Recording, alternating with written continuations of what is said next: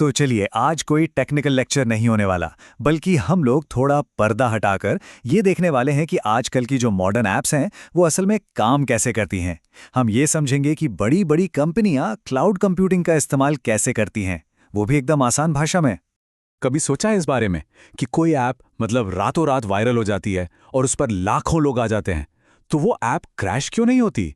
भाई इतना सारा लोड कैसे संभाल लेती है? इसका जवाब छुपा है क्लाउड में। असल में यही वो प्रॉब्लम है जिसे क्लाउड कंप्यूटिंग चुटकियों में सॉल्व कर देती है।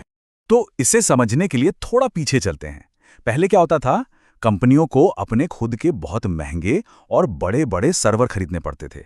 फिर उन्हें एक खास सर्वर रूम में रखना होता था।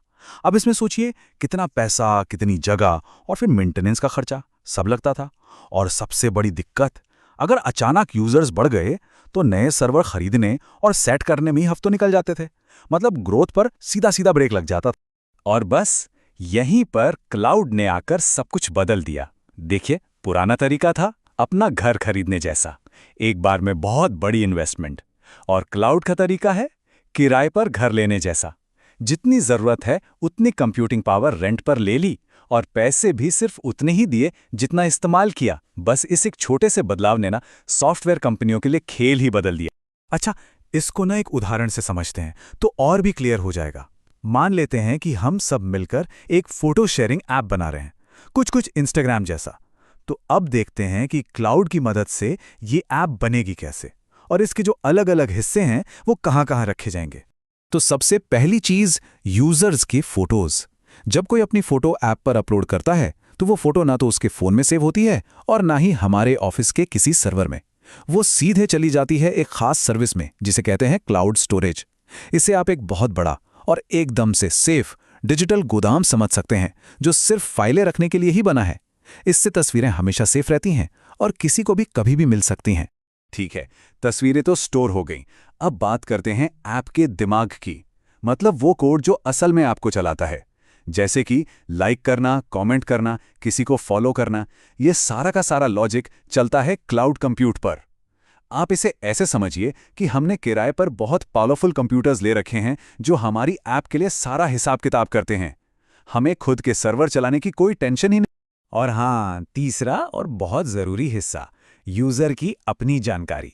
मतलब उसका यूज़र नेम, पासवर्ड, उसके दोस्तों की लिस्ट, ये सब कहाँ जाएगा? तो ये सब स्टोर होता है एक और स्पेशल सर्विस में जिसे कहते हैं क्लाउड डेटाबेस। इसका काम ही है जानकारी को एकदम व्यवस्थित तरीके से रखना और ज़रूरत पड़ने पर फटाक से निकाल कर देना, ताकि जब भी कोई अपना प्रोफाइल खोले सारी डिटेल्स तुरंत लोड हो जाए। तो ठीक है, हमने ऐप के हिस्से अलग अलग जगह रख दिए, पर इसका असली फायदा क्या है? सबसे बड़ा फायदा यह है कि हमारी ऐप अब किसी भी सिचुएशन के लिए तैयार है। चाहे उसे 10 लोग चलाएं या फिर 10 लाख लोग एक साथ आ जाएं, ऐप पर कोई फर्क नहीं पड़ेगा। जानना चाहेंगे कैसे? चलिए देखते हैं। अब देखिए, नॉर्मल दिनों में तो ट्रैफिक कम रहता है, लेकिन सोचिए कोई पोस्ट वायरल हो गई और अचानक से ट्रैफिक आसमान छूने लगा। ऐसे में क्लाउड क्या करता है? वो अपने आप ऑटोमेटिकली ज्यादा पावर दे देता है, और जैसे ही ट्रैफिक नॉर्मल होता है वो पावर वापस कम भी कर देता है। नतीजा, ऐप कभी क्रैश नहीं होती और पैसे भी सिर्फ उतनी ही पावर के लगते हैं जितनी यूज हुई। इसी कमाल की चीज को कहते हैं ऑटो स्केलिंग।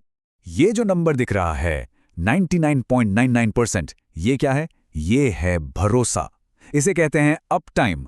जो क्लाउड प्रोवाइडर्स हैं वो गारंटी देते हैं कि आपकी ऐप 99.99% टाइम चलती ही रहेगी।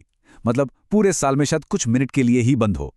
अब आप सोचिए कंपनियों के लिए ये भरोसा कितना जरूरी है। कोई नहीं चाहता ना कि उनके यूजर्स को ऐप बंद मिले।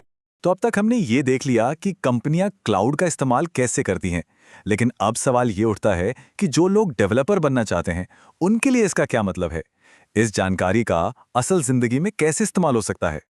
और सबसे अच्छी बात पता है क्या है? कि इसकी शुरुआत आज से ही हो सकती है। Amazon web services, Google cloud, Microsoft azure, ये सब बड़ी कंपनियां ना फ्री टियर देती हैं। इसका मतलब है कि बिना एक भी पैसा खर्च किए इनकी सर्विसेज को यूज करके अपनी छोटी मोटी ऐप्स बनाना और एक्सपेरिमेंट करना शुरू किया जा सकता है। तो फिर सोचिए, जो अगली बड़ी ऐप बनेगी वो किस पर बनेगी?